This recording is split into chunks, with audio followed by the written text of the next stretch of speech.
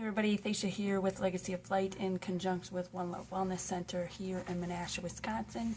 Coming to you for one of my 365 days from my heart to yours. And today I'm going to read from a book called Simple Abundance, a day book of comfort and joy by Sarah Ban Breathnach. And it's one of the daily reading for a year. So today's February 11th is Divine Discontent, learning to live by your own lights. Grace strikes us when we are in great pain and restlessness.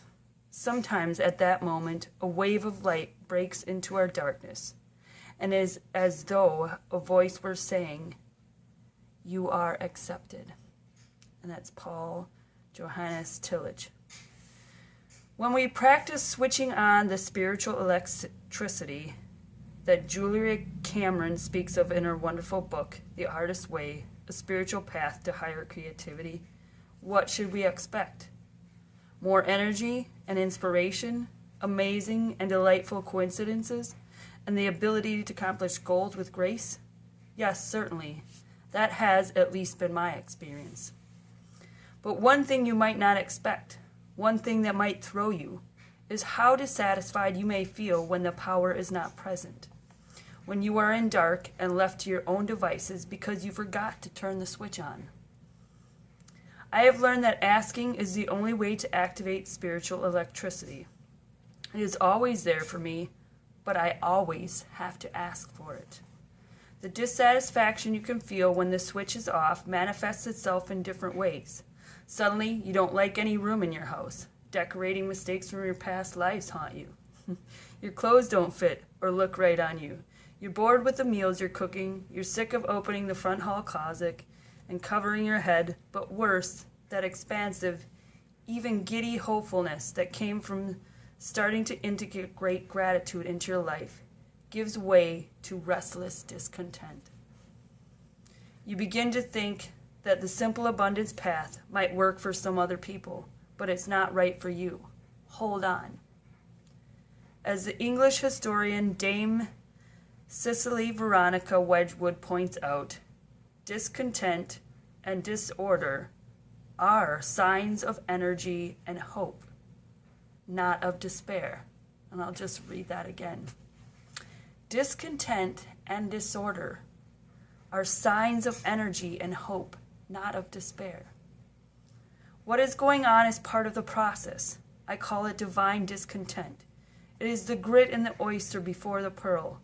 This creative second chance is when we come into our own, when we finally claim our own lives and wrestle our futures from fate, when we learn how to spin straw into gold, and when we realize gratefully that we can live by our own lights if we access the power. Ask for it. Claim it today. And I would add on, claim it every day. It's our choice at every moment to ask and to claim these things that we want, and to remember that while we are never disconnected from the universe or spirit or God or whatever you want to call it, we are the ones that have to ask, and we are the ones that have to keep that communication going, and to know that it's our responsibility. It is our choice whether we want to, because there is free will, and so they can't impose upon us or remind us, hey, remember. It's up to us to choose, because at every moment we have the right, and it's our birthright to choose, to take whatever path that we want to take in any moment, and to remember that no path is right, no path is wrong. It's just what it is, and it's just what we choose in that moment. And we choose these things in each moment from all the information that we have at that moment.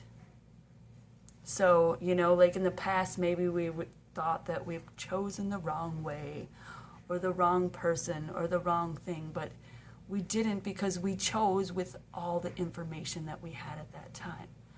But in all those moments, we are the ones who chose. No matter what happened or what was going on, we ultimately choose. And so we can choose to see these things, this, discontentment, the divine discontentment, as a reminder to just take some time to go inside and ask. And just, speak to the universe how you speak to your friends. And it doesn't have to be, like I said before, this big, pious relationship like they have had in past times. It's a communication between, really, just, it's like talking to yourself. Like, hey, look, I'm feeling, irritated, I'm feeling annoyed, I'm feeling whatever.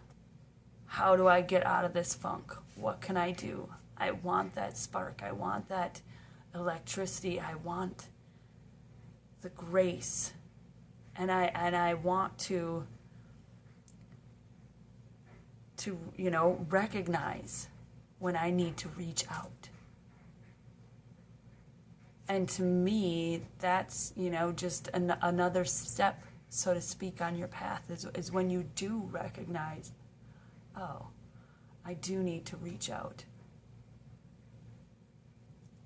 And reaching out can be, talking to a friend, reading a book, just, taking some time by yourself to meditate on the things that, maybe you're struggling, that are causing this divine discontentment, and it's part of the process. It's called divine discontent. It's the grit in the oyster before the pearl. When we finally claim our own lives and wrestle our own futures from fate, we are learning to remember our magic. To remember that, oh, yeah, I can spin gold from straw. I'm gold. Why wouldn't I be able to make gold? Oh, yeah, I'm the creator of my life. I get to choose in every moment. And how amazing is that you get to choose in every moment, and everybody else gets to choose in every moment. And we can go about supporting each other and supporting ourselves and loving all of the moments. Even the moments that we deem as frustrating and hard to understand, they are happening to bring you positive growth. And nothing is in your reality without your permission. I know I remind myself of that pretty regularly. If something is frustrating me, I'm like, oh, well, I allowed this. What lesson am I to learn? What beauty am I to learn that is within this,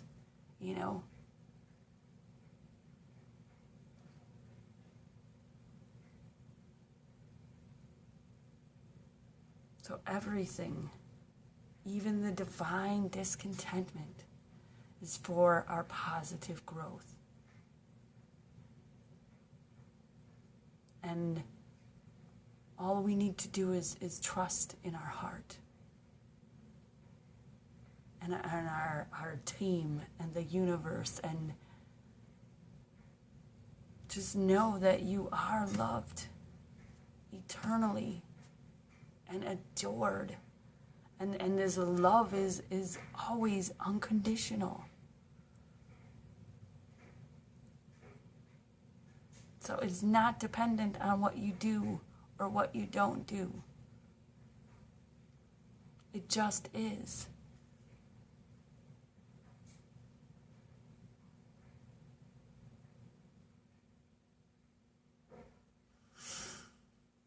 So I hope you all have a fantastic day, and just remember that grace comes when we are in this great pain and restlessness, and that this is divine discontent. And as they say, this too shall pass. And remember to ask. Just say, look, I'm struggling. Can you show me a way that I can move through this situation? That I can live through it and not live in it? Just show me. And then be open and ready to how the universe brings that to you.